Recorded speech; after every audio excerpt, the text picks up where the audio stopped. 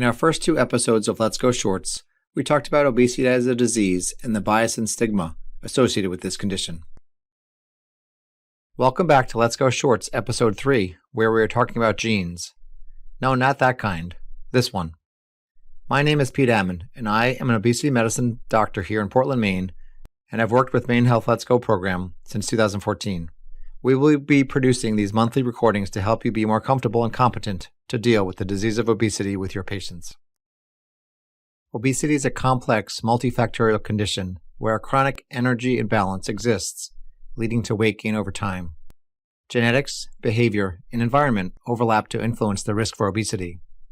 There has been a significant increase in prevalence over the past 50 years, in part attributed to an obesogenic environment. We have easy access to cheap, high-calorie, palatable foods, often exacerbated by marketing campaigns to the public, and we have more limited access to physical activity as the world becomes more automated and most of us are not physically active during our workdays. But not everyone develops obesity in the same environment, in part due to the underlying genetic factors which can influence weight gain and health. Only a minority of people with obesity have a genetic defect that is the main cause for this disease. A key symptom for most of these disorders is early onset obesity and hyperphagia. For some genetic obesity disorders, the hyperphagia is the main characteristic, often caused by disruptions in the leptin-melanocortin pathway, the central pathway that regulates the body's satiety and energy balance. These infants are always hungry and constantly focused on eating. The most commonly implicated gene is the MC4R, which encodes the melanocortin-4 receptor. Changes in this receptor that diminish its function are found in a small fraction, about less than 5% of people, with obesity in various ethnic groups. Affected children feel extremely hungry and develop obesity because of the constant overeating. So far, rare variants in at least 9 genes have been implicated in single gene or monogenic obesity. In most people with obesity, no single genetic cause can be identified.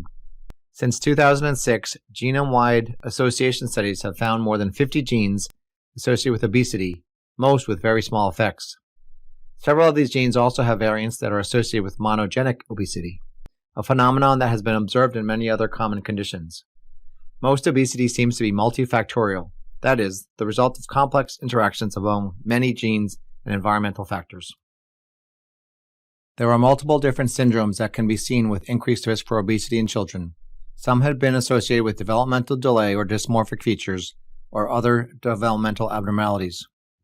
Some genetic causes only have the presence of obesity as the primary feature. We can now do genetic testing to help identify some of these syndromes.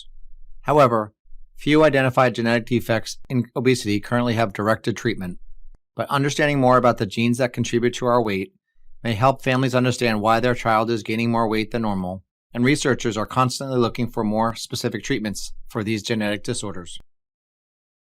Your genes play an important role in your health, but so do your behaviors and environment, such as what you eat and how physically active you are.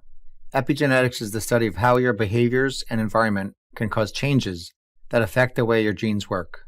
Unlike genetic changes, epigenetic changes are reversible and do not change your DNA sequence, but they can change how your body reads the DNA. Gene expression refers to how often or when proteins are created from the instructions within your genes. While genetic changes can alter which protein is made, epigenetic changes affect gene expression to turn genes on and off. Epigenetics can be affected by maternal undernutrition or overnutrition, toxins in the environment such as cigarette smoking and other chemicals, increased maternal stress, and a diet high in sugary beverages, fried food, saturated fats, sleep disturbances, and a sedentary lifestyle. Think about a mother who ends up having 2 pregnancies. We know that parental weight status influences in utero exposure to maternal hormones. For the first pregnancy, the mother is carrying extra weight and may have insulin resistance, higher blood sugars, more inflammation in her system. All of these factors can influence the growth and development of this fetus.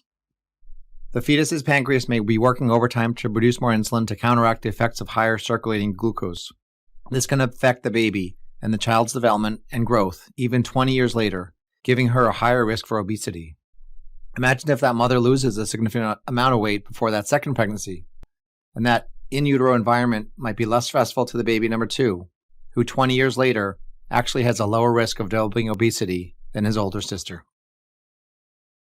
As we learn more about the genetics and epigenetic factors that can increase risk for obesity, we can further target specific interventions to treat this disease, which could include medications, gene therapy, surgery, and changes in public health messaging and policy to promote and encourage a more healthy lifestyle in both adults and children to decrease the prevalence of obesity over time. One such effort is to focus on the first 1,000 days of life, which begins with preconception counseling, focusing on both the mother and father's health and behaviors, and continues through the pregnancy and for the first years of life. These are the efforts that can decrease the risk for developmental obesity, no matter which genes you were born with.